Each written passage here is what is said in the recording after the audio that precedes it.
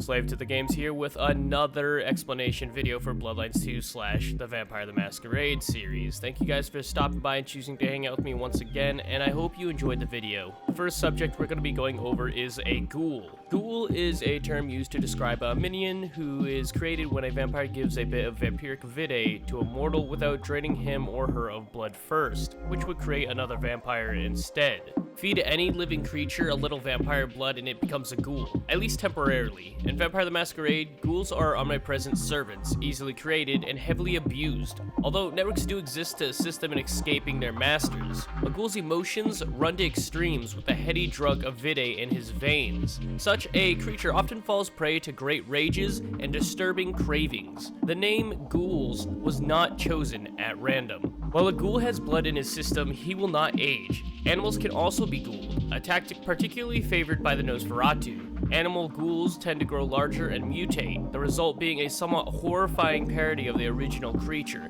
In addition, almost all ghouled animals develop a taste for blood, regardless of their original diets. Ghouls are prone to frenzy, although not as strongly as a vampire, but do experience provocation for frenzy more often. In addition, they are addicted to vitae. Apart from the deleterious effects of the blood bond, ghouls are subject to horrible side effects when the supply dries up. Without vitae, a ghoul will rapidly age physically to his actual chronological age, and ghouls over a century will crumble to dust quickly. Ghouls are addicted to blood, and the control of blood is the primary way that ghouls are managed by their dominators. In addition to more traditional techniques like dominate, the nastiest part of being a ghoul, of course, is that one is a slave to an inhumane monster that treats humans as chess pieces or the occasional light snack. Various clans have different needs and consequently treatments for ghouls. The Ventru make extensive use of ghouls, many of whom are only marginally aware of this fact. The Tismisi are also fond of ghouls, although they tend to use them as one might use modeling clay, and such ghouls are almost invariably deformed. Tismisi ghouls used as bodyguards or shock troops are called slachta. Others are combined into the gigantic gestalt war ghouls called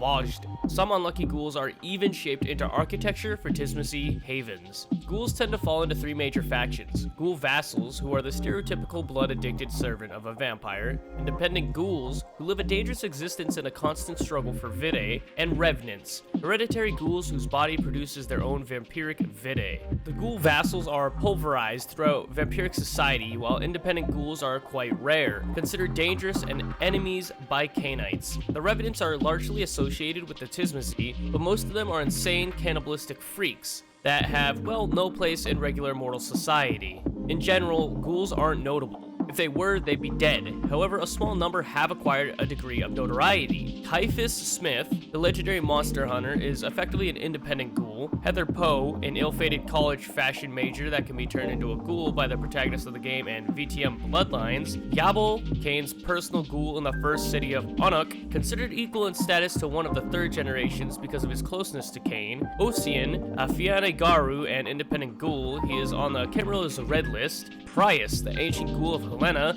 lived on a Methuselah's vitae for millennia, and is more than a match for any Ancilla he encounters. Renfield, who was Dracula's favorite ghoul, famous through Bram Stoker's 1897 gothic horror novel, Dracula. Samuel Haidt, a children of Gaia kinfolk who later became a Garu and then a mage also. Seth, the fourth man to walk the earth, might have been the first ghoul created by Cain ever. And now we finally move over to the last subject for this video, which is the Shroud. The Shroud is the mystical barrier that separates the underworld from the Skinlands, akin to the Gauntlet. The Shroud makes the Shadowlands imperceptible to most living creatures and obscures Skinlands' activity to the dead. Wraith lore holds that early in history, there was little separation between the living and dead worlds, and individuals would often cross the two, as exemplified by legends of Odysseus and Gilgamesh. However, at some point a barrier arose to separate the two, resulting in a sundering that forever divided the Skinlands and the Shadowlands. Since that time, the Shroud has grown while progressively stronger. The strength of the Shroud varies from location to location, and the weaker it is, the more easily a wraith can impact the living world. In a suburban shopping mall, during the middle of the day, the Shroud is almost impassable. In a cemetery on a moonless midnight, crossing over is far easier. Mortals can detect the Shroud vaguely, with low Shroud areas considered creepy. The hierarchy enforces the dictum mortem, which treats the Shroud as legally impassable even if it is low. Arcanoi, which can violate the Shroud, are considered highly illegal. Certain guilds are consequently highly interested in tearing down the Shroud because of the power it would grant them, the Proctors and Puppeteers being good examples. Other organizations like the Giovanni clan of vampires are also interested in tearing down the Shroud, although that may be a gross miscalculation on their part.